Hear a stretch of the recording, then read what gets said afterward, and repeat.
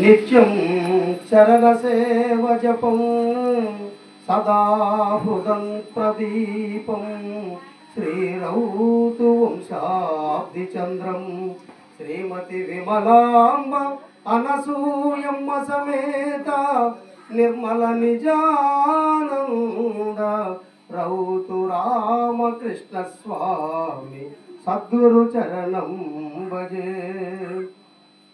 మద్గురుదేవులైన నిర్మల నిజానంద రౌతు రామకృష్ణ స్వామికి, అలాగే బృహద్వాసిష్ట సిద్ధాంత నిర్ధారణోద్ధారకులైన శ్రీధర శివరామ దీక్షితుల వారికి, శ్రీమద్ రాజాదిరాజ యోగీంద్ర చంద్రులైన శ్రీమద్ భాగవత కృష్ణదేశ కేంద్రులకి, అలాగే వేదిక మీద సర్వాధ్యక్ష స్థానములో ఉన్న శ్రీ కోపనాది బాలకృష్ణ స్వామికి, అధ్యక్ష స్థానములో ఉన్న పైడికొండ నాయన గారికి, ఉపాధ్యక్ష స్థానంలో ఉన్న శ్రీ భావానంద ఆదినారాయణ స్వామికి, అలాగే పరమానంద జంగాల స్వామికి, అలాగే మద్గురుదేవులతో సమానమైన అల్లిబిల్లి సత్యనారాయణ స్వామి గారికి, మిగతా పెద్దలందరకు, అలాగే వేదిక ముందు ఆసీనులై ఉన్న మదాత్మ ప్రియాతి ప్రియమైన సోదరి సోదరులందరికీ నా హృదయపూర్వక శిరస్సాష్టాంగ దండ ప్రమాణం అర్పిస్తూ, మరి అధ్యక్షులు మొట్టమొదటి తన తొలి పలుకులతో ఎక్కువ కాలం చెప్పకపోయినా సరే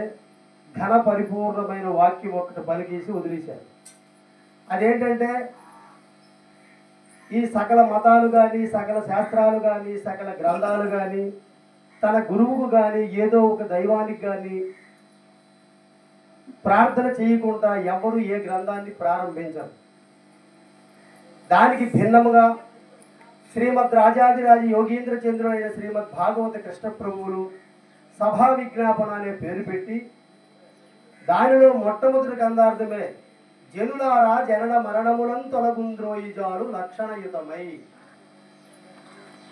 మన అధ్యక్షులు వారు ఆ పలుకులు పలికారు. అంటే ఎవరైతే జన్మరాహిత్య స్థితి కలిగి కావాలని ఉంటారో వాళ్ళు గురుపాదం పట్టి గురువు దగ్గరికి వచ్చి తన మనోవాంఛను తీర్చుకోవాలి. మనోవాంఛ అంటే ఏంటి? జన్మరాహిత్య స్థితి. మనకి జన్మరాహిత్య స్థితి అవసరం లేకపోతే ఈ గురు సభలు అవసరం లేదు, ఈ గురువులు కూడా అవసరం లేదు. పురాణాలు, శాస్త్రాలు, గ్రంథాలు, దేవతా పూజలు, దాన ధర్మాలు, యజ్ఞయాగాలు, జపతపాలు, తీర్థ స్నానాలు ఇవన్నీ చేసుకుంటే మనకు పుణ్యాలు వస్తుంటాయి. మనమేంటి పాప పుణ్య ద్వయానికి అతీతముగా ఏదైతే ఉందో, అయ్యా పాప పుణ్యాలకు అతీతముగా ఏదైతే ఉందో దాన్ని పరిపూర్ణ పరవాక్యమని, దాన్ని మన పెద్దలు గ్రహించి ఆదిగా గల శ్రీ దక్షిణామూర్తి దగ్గర నుంచి ఇప్పటి వరకు మన పెద్దలు దాన్ని దొర్లించుకుంటూ కృష్ణప్రభు అన్నట్టు గురు బోధల చేతను పరిపూర్ణ మెరిగి ఎరుగ బాసిన యతని గురు తెరుల నులుల శక్యమే ఎరిగిన నరునిట్టి బోధ ఎరిగేరోయన్న వారెరుగని మరుగుండాలన్న చిరుత పాపని రీతి మరి పై చాచి బాధ అన్నారు. అంటే ఎక్కడి నుంచి? శ్రీ దక్షిణామూర్తి దగ్గర నుంచి సౌజ్ఞ రూపముగా విష్ణుమూర్తి గ్రహించినట్టు, దాన్ని బోధ రూపముగా సూర్య భగవానుడు చెప్పినట్టు, అక్కడ నుంచి యాజ్ఞవల్కుడు, జనకుడు, శుకుడు, సాందీపుడు, ఈశ్వరుడు, కృష్ణుడు, అలా రకరకాల గురువులందరూ వచ్చి మద్గురుదేవులైన నిర్మల నిజానంద రౌతు రామకృష్ణ వరకు అది వచ్చినట్టు, నేను గ్రహించినట్టు, అలాగే మీ అందరూ మీ గురువుల ద్వారా ఈ పరిపూర్ణ బోధన గ్రహించినట్టు మనం బోధ రూపముగా చెప్పుకుంటున్నాం. అయితే ఇక్కడ అభ్యాసము, అభ్యాసాతీతము, ఆరూఢాతీతమని 4 దశలు ఉన్నాయి. ఒకే విషయాన్ని రకరకాలుగా చెప్పుకోవాలి. ఒక దగ్గర భద్రాద్రి రామ శతకంలో పరశురామ నరసింహదాస్ ఏం చెప్తున్నారంటే, ఆత్మయందును ఏక ఆకాశం ఉదయించే, ఆకాశమందు అనిలంబు పుట్టే, అనిలంబు వల్లను అగ్నిహోత్రుడు పుట్టే, అగ్నిహోత్రుడి వల్ల అప్పు పుట్టే, అప్పు వల్లను అవని స్థలంబు పుట్టే, అవనియందు ఓషధులు అమరి పుట్టే, ఓషధుల యందు నొనర అన్నము పుట్టే, అన్నమందు నరులాది సకల జంతు జాల జగ యుగంపులయ్యే. ఈ రీతి పరమాత్మ మాయ వలన. అభ్యాసంలో అదే కరెక్ట్. ఎందుకు కరెక్ట్ అంటే, ఇదంతా మనము ఆత్మ నుండి దిగజారిందని చెప్పేసి సాంఖ్య రూపముగా మనం విచారణ చేస్తే పంచభూతాల ద్వారా ఈ జగత్తు తయారైందని చెప్పేసి, ఈ జగత్తులో నీవు నేను అందరము ఉన్నామని చెప్పేసి మన పెద్దలు చెప్తే భద్రాద్రి రామశతకంలో ఆ విషయం మన గురువే మనకు చెప్తున్నాడు.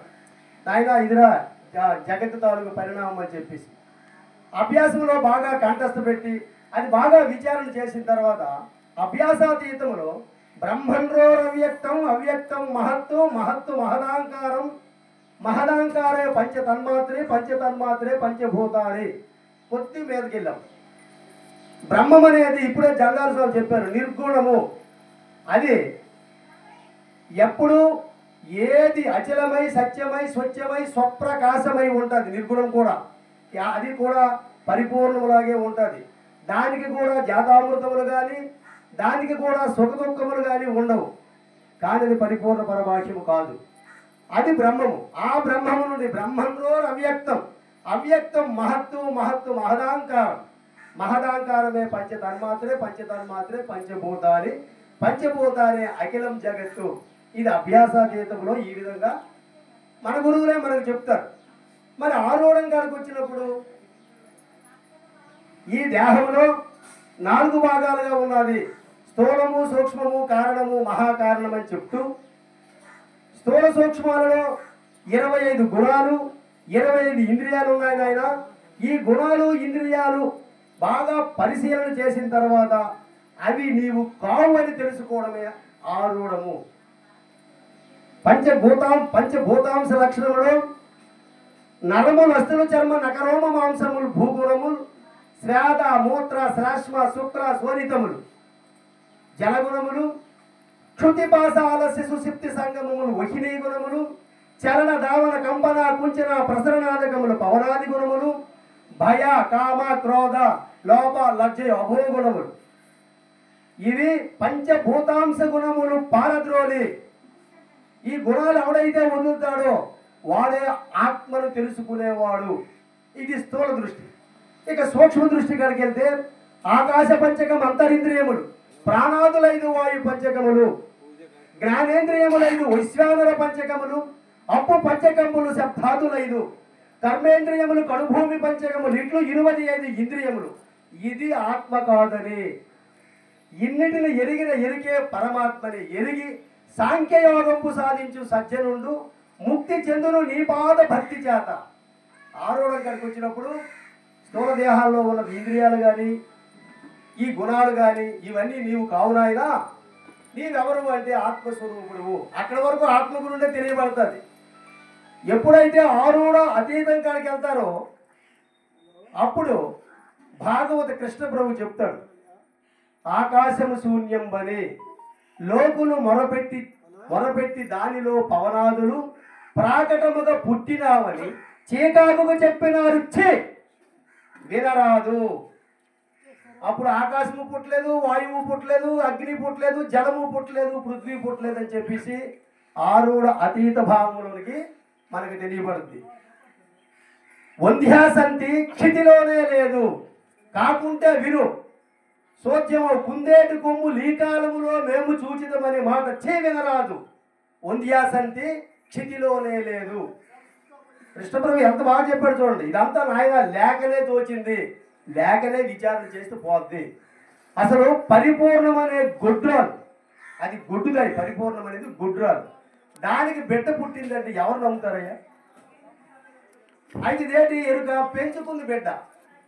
ఒక ఆవిడకి పిల్లలు లేనప్పుడు పక్కింటి తరకు ఇరిగింటి తరకు హాస్పిటల్లో ఎక్కడో తెచ్చి పెంచుకున్నాను. స్కూల్ జాయిన్ అయినప్పుడు ఎవరి పేరు పెట్టింది? ఆవిడ పేరే పెట్టింది తల్లిగా. ఆల్రెడీ ఆవిడ తల్లికి కొడుకుగా అంతే జరిగిపోతుంది కాలం. నిజముగా విచారించేటప్పుడు ఆవిడకి పిల్లలు లేరు, ఆవిడ తెచ్చుకొని పెంచుతుంది, అంతే తెచ్చుకొని పోషిస్తుంది అని చెప్పినట్టు పరిపూర్ణములో ఎరుక లేకతోచింది. కాబట్టి ఆ లేనిది లేకుండా విచారణ ద్వారా గురువు ద్వారా తెలుసుకొని మనము కూడా లేకుండా పోవడమే ఇదే గురుగుహ్యము. గురుగుహ్యాన్ని ఇప్పుడు మన ఇతను ఉపాధ్యక్ష స్థానంలో ఉన్న భావానందకి వెళ్ళాలని స్వామి చెప్పారు. అసలు పరిపూర్ణం అనేది ఇందాక అక్కడ ఇంట్లో చెప్తున్నాడు. ఏం చెప్తున్నాడు? పరిపూర్ణము ఎరుక. ఈ ఎరుక అది గుర్తిస్తే కదా అది పరిపూర్ణం ఉన్నదని దీనికి తెలియబడుద్ది. ఎరుక వచ్చింది తన మట్టుకు తాను ఎన్నో విద్యలు విశేషాలు చేస్తుంది, హెచ్చుతుంది, చచ్చిపోతుంది. కానీ దానికి ఇది పుట్టినట్టు కానీ ఇది చచ్చినట్టు కానీ దానికి మాత్రం తెలియదు. విత్తే చెట్టై పుట్టును విత్తే విత్తనము రీతి వెలయును ధరపై విత్తుకు చెట్టుకు వేరొక విత్తనం ఉన్నదన్న వినకూడదు అన్నాడు కృష్ణ ప్రభు. అంటే ఎరుకే విత్ అవుతుంది, చెట్టు అవుతుంది, చెట్టు అవుతుంది, విత్ అవుతుంది.